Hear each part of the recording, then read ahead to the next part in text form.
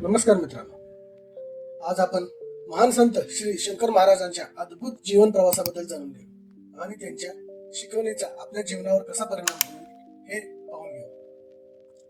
थोडक्यात श्री शंकर महाराज हे 19व्या शतकातील एक थोर सिद्ध पुरुष होते.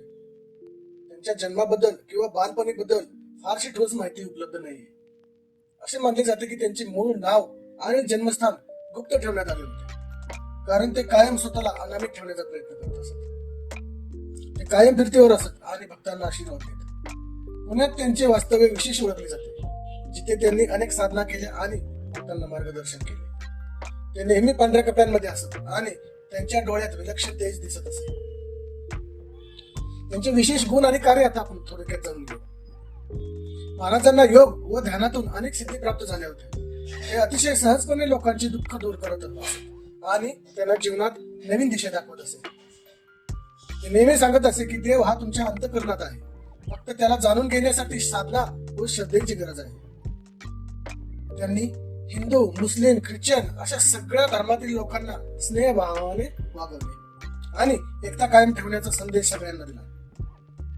महाराज सुद्धा खूप साधे जीवन जगत असत आणि नेहमी लोकांना अहंकार टाळण्याचा उद्देश करत असत.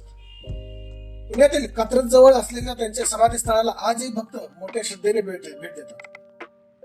तेथे अनेकांना शांती आणि सकारात्मक ऊर्जा अनुभवता येते.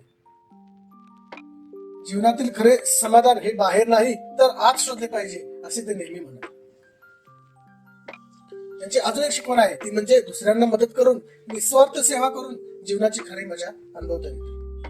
धर्म, जात, पंथाच्या सीमा ओलांडून प्रत्येकाने मानवतेचा किंवा मानवतेला प्राधान्य द्यावे. श्री शंकर महाराजांचे जीवन आपल्याला निस्वार्थता, साधेपणा, भक्तीचा खरा अर्थ शिकवते.